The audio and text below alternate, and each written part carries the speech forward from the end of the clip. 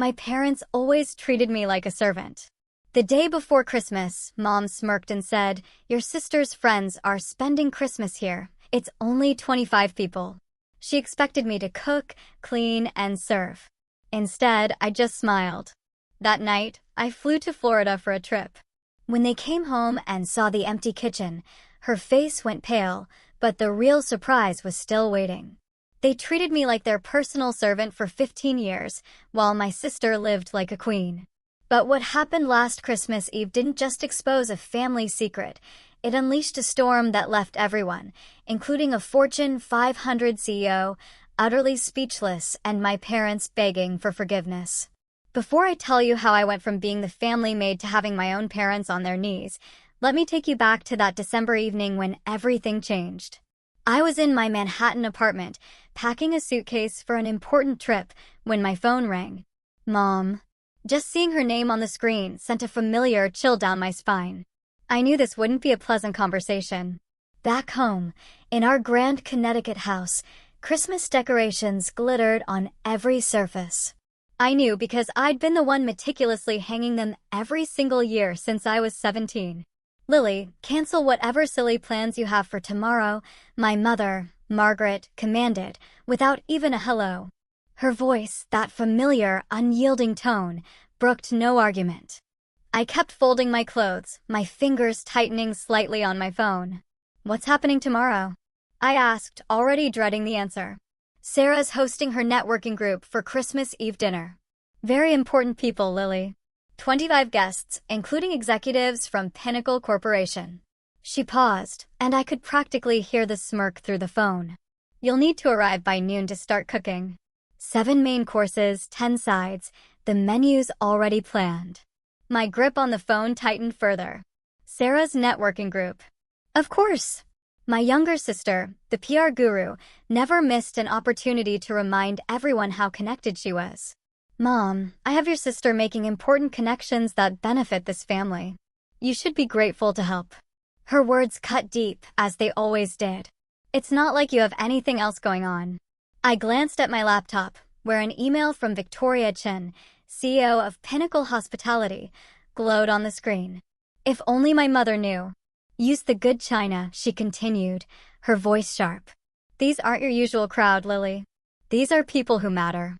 People who matter, unlike me, apparently." "I'll text you the menu," she said, just before hanging up. "Don't embarrass us." The line went dead. I looked down at my plane ticket to Florida. Departure time, 8 p.m. tomorrow. My hand wasn't shaking anymore. After 15 years of this, I'd finally learned the difference between their emergency and my priority. I sat on my bed, memories flooding back like a bitter tide. 15 years of being invisible, except when they needed something. Every Thanksgiving since I was 17, Lily will handle the cooking while Sarah entertains our guests. Every Christmas, Lily's between jobs again, but at least she's useful in the kitchen. Every family gathering where Sarah was introduced as our successful daughter in public relations, while I was simply "Lily's here, too." She's helping out. The last family party had been the worst. Sarah's engagement celebration. 200 guests at the country club. I'd spent 14 hours preparing appetizers while Sarah held court in a $3,000 dress our parents bought her. When one of the guests dared to ask what I did for work, my mother had actually laughed. "Lily doesn't have Sarah's social skills, but she cooks well." I stood up and walked to my closet, pulling out my second suitcase. Inside, carefully protected in a leather folder, was the contract that would change everything. My company's name, Stellar Events, was embossed in gold at the top. I'd deliberately chosen a name that didn't include Sullivan. For 5 years, I'd built my empire in silence. 50 employees across 3 locations, a client list that included luxury resorts and Fortune 500 companies. They only expected me to slave over their stove. I had a meeting that would secure a $2 million contract. My phone buzzed. Sarah's text, "Mom says you're cooking tomorrow. Don't screw it up. Important people will be there." I looked at my plane ticket again. Flight to Fort Lauderdale, departing at 8 p.m., not this time, I whispered to the empty room. For once, they'd have to figure it out themselves. I had a plane to catch. The irony wasn't lost on me as I continued packing. Two clear signs had shown me exactly where I stood in this family, and I'd ignored them for too long. The first sign was how they introduced me. At last month's country club dinner, my father had literally told his golf buddy, "Sarah's our success story, Lily's between opportunities." Between opportunities? I'd closed a $500,000 contract that very morning. But to them, I was perpetually unemployed, perpetually failing. They never asked about my work, never wondered how I afforded my Manhattan apartment or my new car. Their assumption was so complete that when I mentioned traveling for business once, my mother had laughed. "What business? Are you calling your little cooking hobby a business now?" The second sign was even more blatant. Last summer, I'd visited home to find my childhood bedroom had been converted into a storage room for Sarah's overflow wardrobe. My trophies, my books, everything that marked my existence in that house, boxed up in the basement. Sarah needed the space, my mother had explained, as if it were obvious. She's building her career. Image matters in PR. Meanwhile, Sarah had been given the entire third floor, renovated at our parents' expense, complete with a home office and walk-in closet. The message was crystal clear. One daughter was an investment. The other was invisible. I zipped my suitcase closed, remembering the company holiday party last week. My employees had thrown me a surprise celebration for landing the Pinnacle account. 50 people who saw my value, who respected my leadership. My phone lit up with another text from Mom. "Don't forget the truffle oil. These people have sophisticated palates." These people, as if I didn't regularly cater events for CEOs and celebrities. But why would she know? She'd never asked. The deepest cut was that they'd never even been curious. Not once in 5 years had anyone in my family asked, "So, Lily, what exactly do you do all day?" They'd created their own narrative. Poor Lily. Can't hold down a job. Lives in a studio apartment, it was actually a 2-bedroom condo. Probably surviving on savings from grandma, I'd invested that money into my business. At least she can cook. I employed 3 executive chefs. I pulled out my phone and scrolled through my photos. There I was, shaking hands with the mayor at a charity gala I'd catered. There was my team celebrating. Our 3rd location opening. There was the feature article about me in Hospitality Quarterly, the quiet revolutionary of luxury catering. None of these moments had been shared with my family. I'd learned early on that success, without their permission, was somehow threatening. The one time I'd mentioned landing a big client, my mother had immediately pivoted to Sarah's latest PR campaign for some energy drink. "At least you're useful in the kitchen," she'd said, patting my hand like I was a child who'd drawn a particularly nice picture. I opened my laptop and looked at my company dashboard. Stellar Events. Established without a penny from my parents. Built without the Sullivan name. Thriving without their approval. Tomorrow's revenue alone would exceed what Sarah made in 6 months. But they'd never know that. My assistant had texted earlier, "Forbes wants to feature you in their 40 Under 40 issue. They're especially interested in your story of building the business without family support." Without family support. If only Forbes knew the half of it. My family hadn't just withheld support, they'd been actively blind to my existence beyond their kitchen. If you've ever felt invisible in your own family or been treated like your success doesn't matter, you'll understand why I did what I did next. Drop a comment below. Have you ever had to hide your achievements from toxic family members? I read every comment, and it means the world to know I'm not alone in this. And if you're finding value in this story, please consider subscribing. We're building a community of people who refuse to let others dim their light. Now, let me tell you about the text message that changed everything. My phone buzzed with a calendar reminder, and reality hit me like cold water. If I stayed silent and played the servant tomorrow, I'd lose everything I'd worked for. The Pinnacle hospitality contract wasn't just another deal, it was the deal. $2 million, exclusive catering rights to their 5 Florida resorts, and a partnership that would put Stellar Events on the national map. The meeting was December 26th at 9 a.m. non-negotiable. Victoria Chin, Pinnacle CEO, had been crystal clear, "I'm flying back to Singapore on the 27th, Lily. If we don't finalize this in person, the board will go with our second choice." Our second choice, my competitor, who'd been circling this contract like a vulture. But it wasn't just about the money. 50 employees were counting on me. Maria, my head chef, had just put an offer on her first house based on the expansion this contract would bring. James, my operations manager, was planning to bring his kids to better schools. This wasn't just my dream anymore, it was theirs too. I pulled up my bank statements. Yes, I was successful, but this contract would change everything. It was the difference between being a regional success and becoming a national player. The kind of opportunity that comes once in a career. My phone rang. It was my CFO. Lily, just confirming you'll be at the resort tomorrow evening for the pre-meeting dinner with Victoria's team. I'll be there, I said, looking at my packed bags. Good. Victoria specifically mentioned she's excited to meet the CEO who built such an impressive company without any family money or connections. She said it's rare to find that kind of authentic success. Without family money or connections. If she only knew how true that was. My phone pinged with an email from my mother. Subject line, urgent Christmas Eve menu. My stomach churned as I opened it. 7 main courses, 10 sides, dietary restrictions for 5 guests, wine pairings, dessert selection. The level of detail was staggering. She'd planned every single dish, every garnish, every serving plate. Use the Waterford crystal and the silver with the monogram, she'd written. These are important people, Lily. One of them is Victoria from Pinnacle Corporation. She could be valuable for Sarah's career.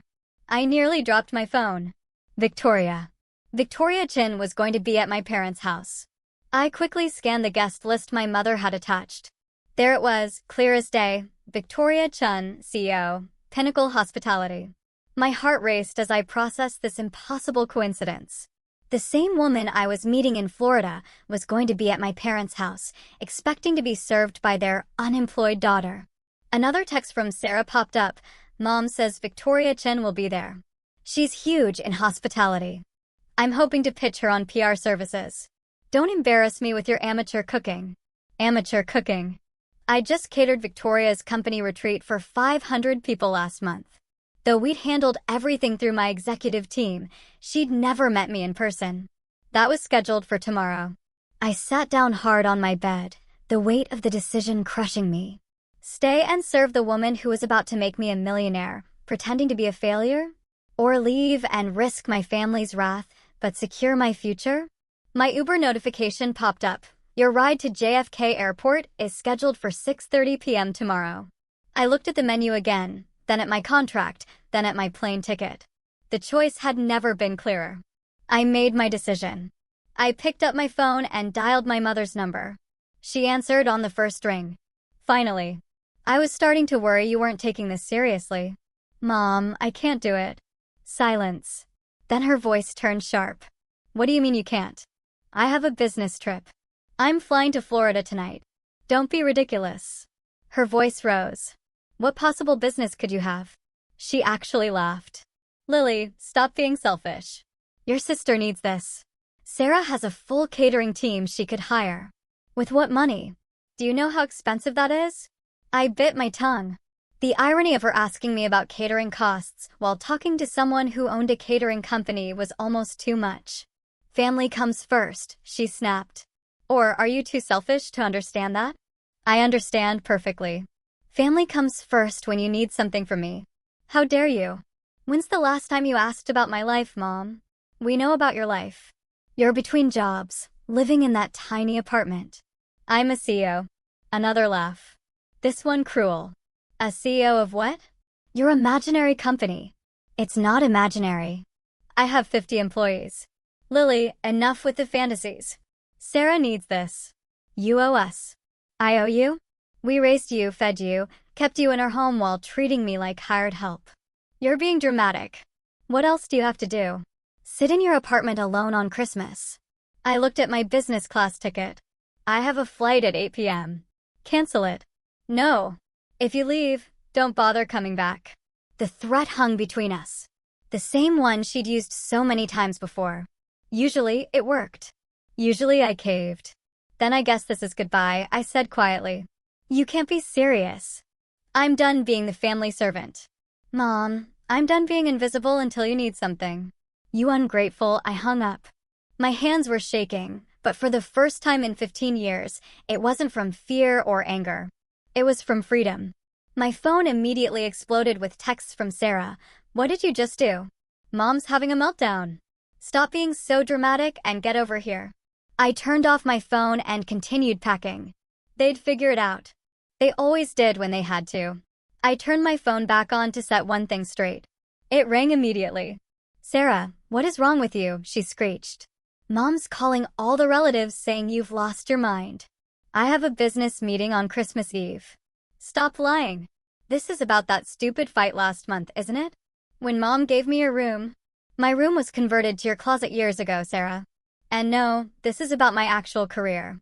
"What career?" "You cook sometimes." "I own a catering company." "Sure you do." Her voice stripped condescension. "Look, I'll pay you to cook.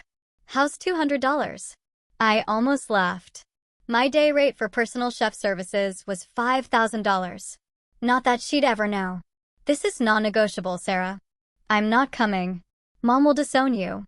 "That's her choice." "You're really going to ruin Christmas? Ruin my networking opportunity?" "Victoria Chin will be there." "Then hire a caterer." "On Christmas Eve? Are you insane?" "No one's available." I walked to my kitchen counter where I'd left a notepad earlier. On it, I'd written 3 catering companies that handled last-minute emergencies, along with their 24-hour hotlines. It was more than they deserved, but I wasn't completely heartless. I left a note on my kitchen counter with some numbers. "I'm not driving to Manhattan to get your stupid note." Then Google emergency catering services. "You're being selfish." "I'm being professional. My business requires me to travel." "What business?" she screamed. "Stop pretending you're something you're not." The Uber notification popped up. "Your driver will arrive in 2 hours." "I have to go, Sarah. If you do this, you're dead to us." "I'm already invisible to you." "What's the difference?" I hung up and turned off my phone completely. On the kitchen counter, I placed the note with the catering numbers in clear view, just in case they somehow came by. Next to it, I left a copy of my business card, the one that read, "Lily Sullivan, CEO, Stellar Events." They wouldn't come. They wouldn't see it. But at least I'd know I tried to help, even as I chose myself for the first time. The plane lifted off from JFK at exactly 8:07 p.m., and I finally exhaled. Below me, Connecticut disappeared into a blur of lights. Somewhere down there, my mother was probably frantically calling every relative, painting me as the ungrateful daughter who abandoned family on Christmas. I pulled out my laptop and opened the Pinnacle contract one more time. There it was. Clause 15.3. CEO presence required for all strategic planning sessions. Victoria had insisted on that clause herself, saying she only worked with founders who were hands-on. My email inbox showed 17 new messages from Victoria's team, all confirming tomorrow's schedule. The pre-meeting dinner at 7 p.m. The formal presentation at 9 a.m. on the 26th. The contract signing immediately after, pending board approval. I clicked on Victoria's latest email. "Looking forward to finally meeting you in person, Lily. I've been following Stellar Events' growth for 2 years. Your reputation precedes you." My reputation. If only she knew that the same woman she was about to partner with was supposed to be serving her dinner at my parents' house right now. A text from my assistant came through the plane's Wi-Fi. "Forbes wants to know if they can mention your family background in the article. They're interested in the built from scratch without family support angle." I typed back, "Tell them the article runs December 27th, correct?" "Yes, it goes live at midnight on the 26th. Perfect timing." By the time my family realized who I really was, the contract would be signed and the news would be public. I pulled up the draft of the Forbes article they'd sent for approval. The headline read, "From Invisible to Invaluable, How Lily Sullivan Built a Catering Empire Without a Dollar of Family Money." The universe, it seemed, had a sense of humor about timing. The Pinnacle Resort suite took my breath away. Floor-to-ceiling windows overlooked the Atlantic, and a bottle of champagne waited on ice with a handwritten note, "Welcome, Miss Sullivan. Looking forward to our partnership. Victoria Chin." I set down my bags and checked my phone. 47 missed calls from my mother. 18 from Sarah. Even 3 from my usually silent father. I deleted the voicemails without listening. Instead, I opened my email to find something that made me smile. My PR manager had sent the final proof of the Forbes article with a note. They've moved you to the cover story. It'll be on every newsstand December 27th. The cover. My photo, professional, confident, nothing like the invisible daughter my family knew, would be on Forbes's cover. The article detailed everything. How I'd started with $5,000 saved from waiting tables, how I'd built the company without investors, how I'd specifically chosen to succeed without trading on my family's connections. Another email caught my eye, from Victoria herself. Lily, I'll be arriving late to tomorrow's dinner. Coming straight from a social obligation in Connecticut. Hope that's all right. Connecticut. She was at my parents' house right now, probably wondering where the promised elaborate dinner was. My assistant texted again. The Forbes reporter wants to know if you'll mention your family's reaction to your success. I thought about it. Tell them my family will find out when everyone else does. When the magazine hits stands. That's cold, boss. I love it. I walked to the window, watching the waves crash against the shore. In 12 hours, I'd signed the biggest deal of my career. In 36 hours, my face would be on every Forbes magazine in the country. Sometimes, the best revenge isn't revenge at all. It's success they never saw coming. While I slept peacefully in my Florida suite, chaos reigned in Connecticut. According to the texts I read the next morning, the disaster had unfolded exactly as expected. By 6 p.m. on Christmas Eve, my mother had realized I wasn't coming. The kitchen remained pristine and empty. The refrigerator stocked with only basic ingredients, and 25 hungry guests were arriving in an hour. Sarah's panicked texts told the story. Mom's losing it. She's calling every restaurant in a 50-mile radius. Everything's closed. How could you do this to us? My father had finally texted at 6:45 p.m. Your mother is having a breakdown. Please reconsider. At 7 p.m. sharp, the guests had started arriving. Investment bankers, PR executives, and most importantly, Victoria Chen, CEO of Pinnacle Hospitality. They came expecting an elaborate home-cooked Christmas Eve dinner, the kind my mother had bragged about for weeks. Sarah's text at 7:23 p.m. We're ordering pizza. Pizza, Lily. Do you understand what you've done? At 7:47 p.m., Mom just told everyone you're unreliable. And always have been. She's blaming you for everything. The pizza had arrived at 8:15 p.m.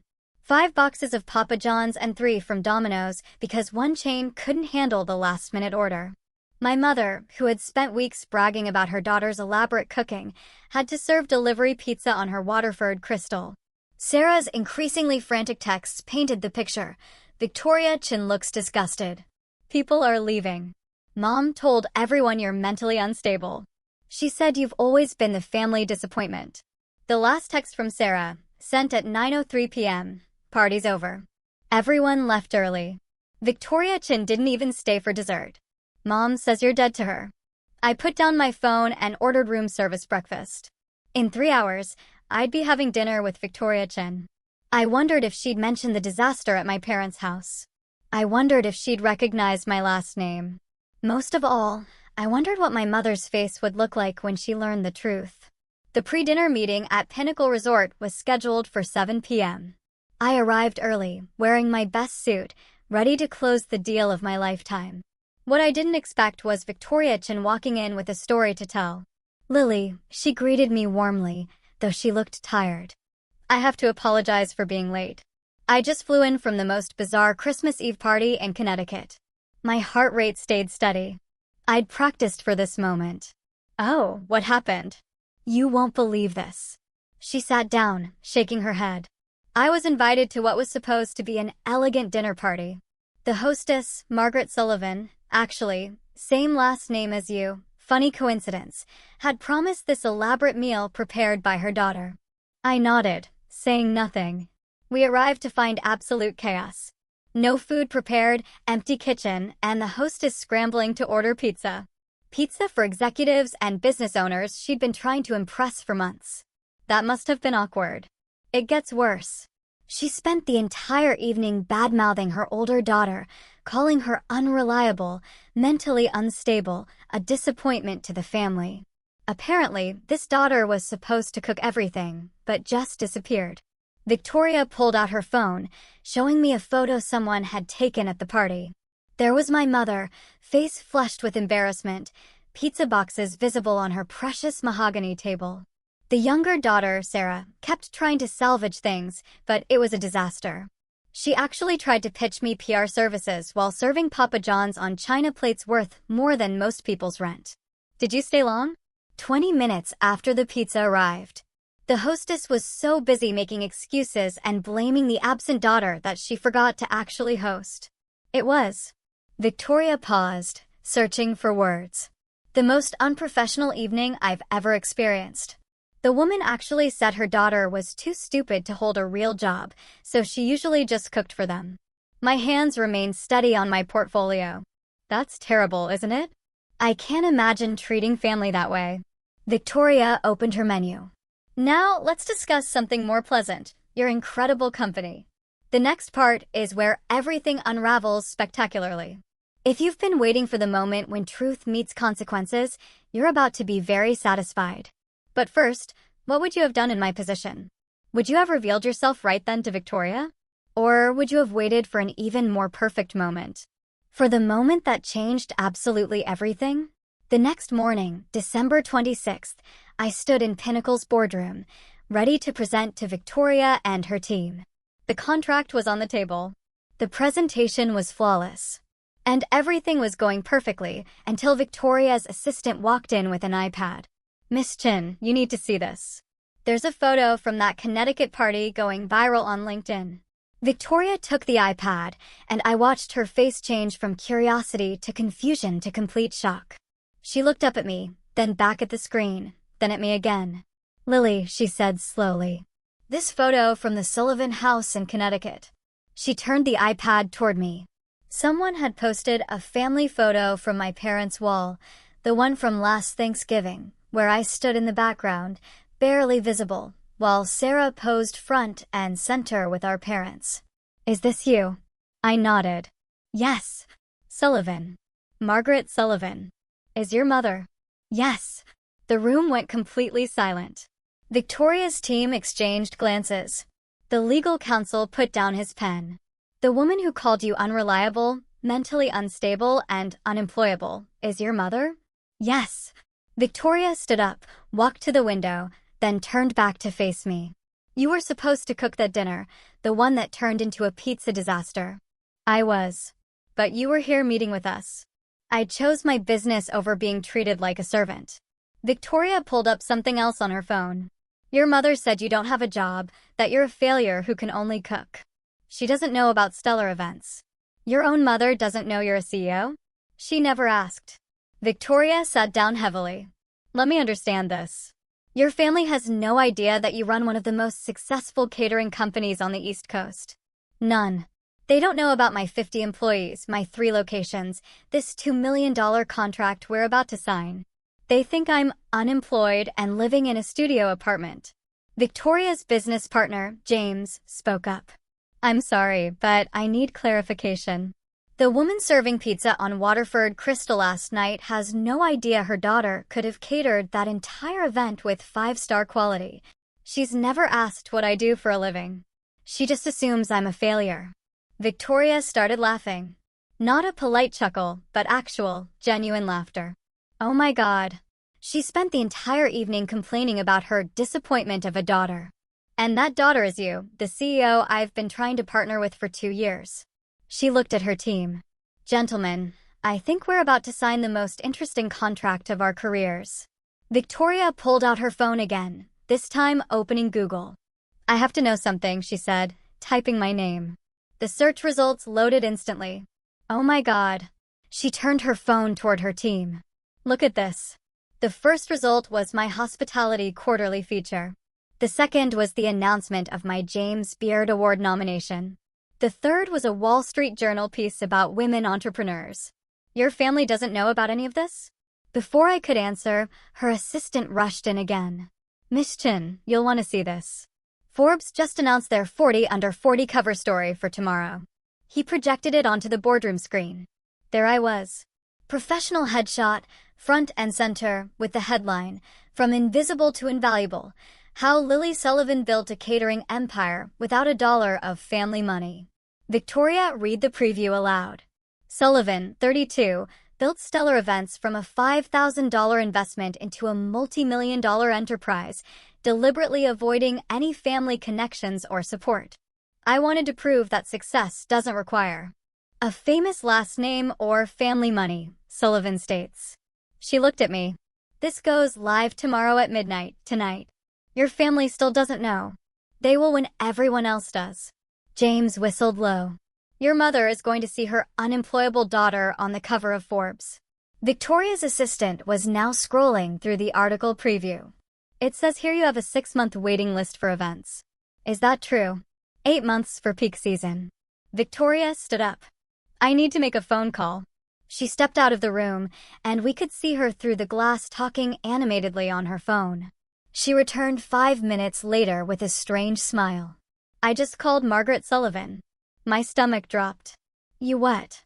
I told her I was very disappointed in last night's event and that I'd be taking my business elsewhere.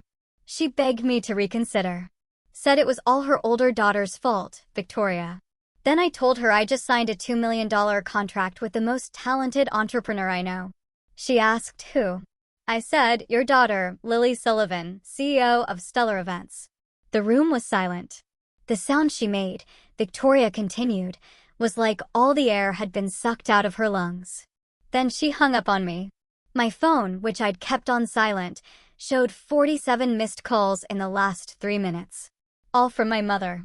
Victoria extended her hand across the table. "Miss Sullivan, let's sign this contract. I believe we have a partnership to celebrate."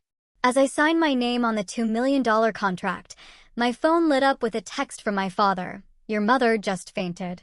What the hell is Stellar Events? The contract was signed, champagne was poured, and my phone wouldn't stop buzzing. I finally excused myself to check the messages. "Mom, answer your phone now." "Sarah, is this some kind of sick joke?" "Dad, your mother is hysterical. Please call." "Sarah, Victoria Chin just told everyone you're a CEO."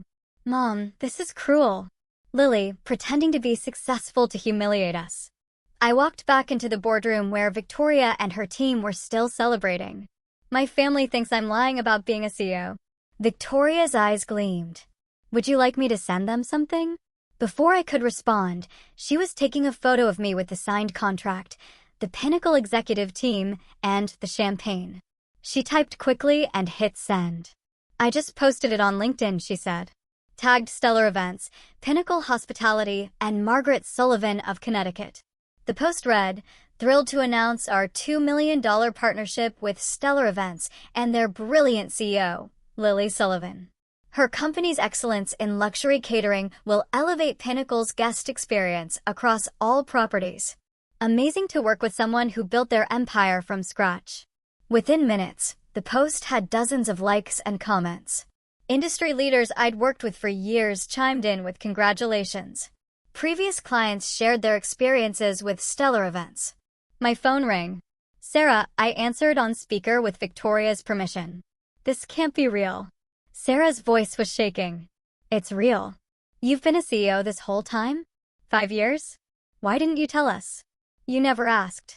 You all assumed I was a failure and treated me accordingly. Mom's having a breakdown. She's calling all her friends trying to explain." Everyone saw Victoria's post. "That's not my problem anymore. How can you be so cold?" I looked at Victoria and her team, all successful professionals who'd never once questioned my worth. "I'm not cold, Sarah. I'm done. I'm done being invisible until you need a cook. I'm done being the family disappointment. I'm done pretending to be less than I am to make you comfortable. But we're family. Family doesn't treat each other like servants. Call me when you're ready to meet Lily Sullivan, the CEO, not Lily the cook." I hung up. Victoria raised her champagne glass. To boundaries. We all toasted, and for the first time in my life, I felt truly seen. That evening, I finally called my mother back. She answered before the first ring finished. "How could you do this to us?" She was crying. Actually crying. "Do what exactly?" "Humiliate us." "Victoria Chin told everyone at the country club about your company. People are calling asking why we didn't know our own daughter was successful. You never asked about my life, Mom. We asked. We knew you cooked sometimes. You assumed I was a failure. For 5 years, you've introduced me as unemployed. You've never once asked about my work, my apartment, my life. You should have told us. I tried. Remember 3 years ago when I mentioned landing a big client? You immediately started talking about Sarah's PR campaign for an energy drink. You literally said, "That's nice, dear, but Sarah's work is really taking off." Silence. I left catering numbers on my counter. I continued calmly. You could have saved the party. We don't have keys to your apartment. You've never asked to visit my apartment. You don't even know where I live. That's not Mom. I employ 50 people. I have 3 locations. I've been featured in multiple publications. I was nominated for a James Beard Award. And you thought I was unemployed because that was easier than actually seeing me. We're your family. My family needs a servant. My business needs a CEO. I chose my business. This is about spite. No, Mom. This is about self-respect. I've built something amazing. And I did it without any of you. Not your money, not your connections, not even your belief in me. What do you want from us? Nothing anymore. That's the point. For the first time in my life, I need absolutely nothing from you. Lily, the Forbes article comes out at midnight. You might want to prepare yourself. It details exactly how I built my company without family support. You told Forbes about us? I told Forbes my truth. If that embarrasses you, maybe you should think about why. I heard my father's voice in the background. Margaret, maybe we should listen. I'm done listening. My mother snapped at him. Then to me, you've destroyed this family. No, Mom. I've finally built my own life. Call me when you're ready to be part of it. As equals, not as master and servant. I hung up gently, feeling lighter than I had in years. The social consequences came swift and brutal, but not for me. Within 48 hours of Victoria's LinkedIn post, my family's carefully curated reputation had crumbled. The country club gossip mill was working overtime, and Sarah's panic texts told the story. Pinnacle just canceled our PR contract. Victoria Chin said they don't work with people who lack family values. That was a $500,000 annual loss for Sarah's firm. Mom got removed from the charity board. They said it was unrelated, but everyone knows. Dad's golf buddies are asking him how he didn't know his own daughter was a millionaire. The Forbes article had gone viral in our Connecticut social circle. The headline alone, "Built without a dollar of family money," was damning enough, but the quote that really destroyed them was buried in paragraph 3. My family assumed I was unemployed. It was easier to build an empire in silence than to fight their assumptions. My father finally called me directly, something he hadn't done in years. "Lily, I need to say something." I waited. "I knew you were doing something with catering. I saw the business registration years ago when mail got mixed up, but your mother was so certain about who you were supposed to be." I should have spoken up. I'm ashamed. It was the most honest thing he'd said to me in 15 years. "Why didn't you?" I asked. Because it was easier to let her narrative stand than to fight it. I see now that made me complicit. Your success is remarkable, and we missed it because we weren't looking. Dad, your mother's lost 3 charity positions. Sarah's firm is hemorrhaging clients. Everyone wants to know how we could treat our successful daughter like hired help while praising Sarah for mediocre PR work. I never wanted to hurt anyone. You didn't hurt us, Lily. We hurt ourselves. We created a story where you were the failure and Sarah was the success.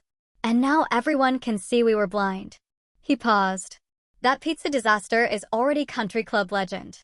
Margaret Sullivan, who bragged about her entertaining for years, serving Papa John's on Waterford Crystal while her CEO daughter was signing million-dollar deals. Despite everything, I felt a twinge of sympathy.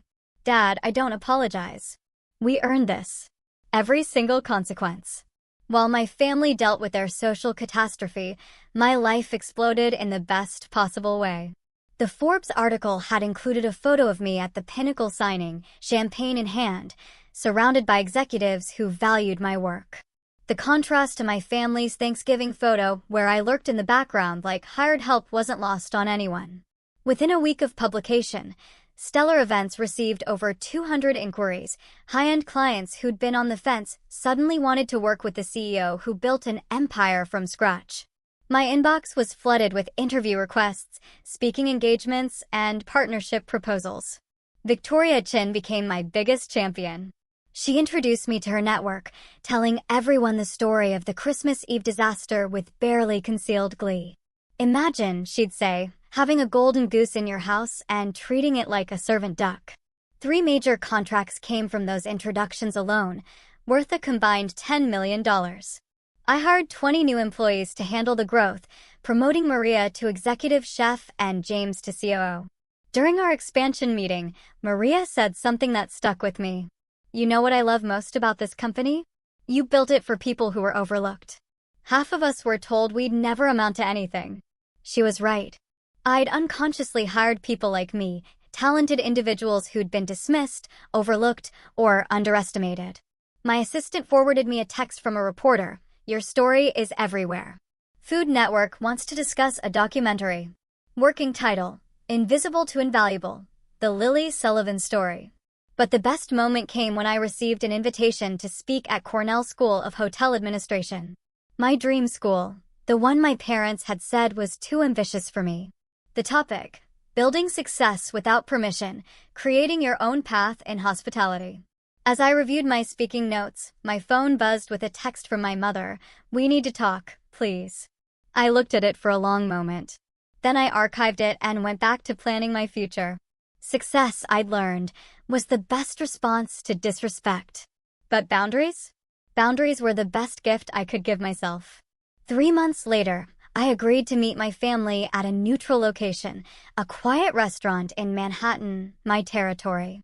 They looked different. Smaller somehow. My mother had lost her imperious edge. Sarah, her smugness. And my father seemed to have aged years.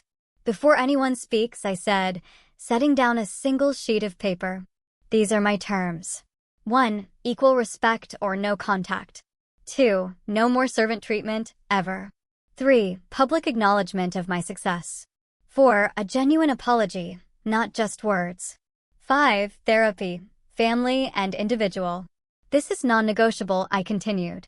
I'll be your daughter, not your servant. Your sister, not your staff. Those are my terms. My mother's eyes filled with tears. Lily, we've lost everything. My reputation. Sarah's clients. That's not my responsibility, Mom. We know, my father interrupted. We're not here to blame you. We're here to ask for a second chance. Sarah spoke for the first time. I was jealous. You were always better at everything, but Mom made me feel special by making you feel small. I see how sick that was now. It was the most honest she'd been in years. I go to therapy now, she added quietly. The therapist says we created a family system where someone had to be the scapegoat for everyone else to feel successful. You were assigned that role before you could even fight it. My mother reached across the table, but didn't touch me. I'm sorry. Not just for Christmas Eve, but for 15 years of blindness. I turned you into a servant because I couldn't bear that you might be more successful than the life I'd planned for you. I looked at each of them. I'll consider it, but know this. I'm not coming back to the same family. If we rebuild, it's as equals. They nodded. And Mom, you're paying full price if you ever want Stellar Events to cater anything. For the first time in months, she actually smiled. Fair. 6 months later, I hosted my first family dinner in my actual apartment, the 2-bedroom condo with a view of Central Park that they'd never known existed. My team from Stellar Events catered it because I no longer cooked for family gatherings. That was a boundary I'd never cross again. As my parents and Sarah sat at my dining table, being served by my employees who called me boss, the role reversal wasn't lost on anyone. But this wasn't about revenge. It was about truth. I want to be clear about something, I said, raising my glass of wine. Success doesn't need permission. Self-worth doesn't require validation. And respect? Respect is non-negotiable. My mother nodded. She'd been in therapy for 4 months and had publicly apologized at the country club, admitting she'd been blind to my success. It didn't repair her reputation, but it began to repair our relationship. Sarah's PR firm had pivoted, and she'd asked professionally, humbly, if Stellar Events might consider her for our PR needs. I'd told her to submit a proposal like everyone else. She did, and it was good. We were considering it. My father had become my unexpected ally, finally finding his voice after years of silence. He now introduced me as my daughter, the CEO, with genuine pride. But the biggest change was in me. I no longer hid my success or dimmed my light to make others comfortable. My company had grown to 100 employees, with locations in 5 cities. The Food Network documentary had aired to critical acclaim. And every single morning, I looked in the mirror and reminded myself, I'm Lily Sullivan, CEO of Stellar Events, not the family servant. Never again. Your value doesn't decrease based on someone's inability to see your worth. Remember that. Thank you for joining me on this journey from invisible to invaluable. If my story resonated with you, I'd love to hear about a time when you had to choose yourself over family expectations. Drop a comment below. Your story might be exactly what someone else needs to hear today. If you believe everyone deserves respect, regardless of their role, thanks for watching. Take care. Good luck.